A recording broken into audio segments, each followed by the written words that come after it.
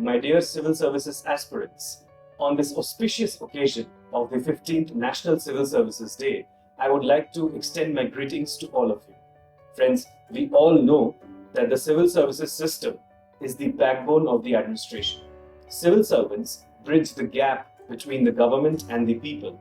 In fact, civil servants play a pivotal role in achieving the high ideals enshrined in the Constitution. Civil servants face all kinds of challenges, yet every day they give everything that they have got to the country. So friends, on this auspicious occasion, take a pledge that you will also give everything that you have got to the preparation of this examination. Because civil services is not just another career option, it is a noble profession. It is an opportunity to contribute to nation building. It is an opportunity to serve our beloved motherland. So go for it.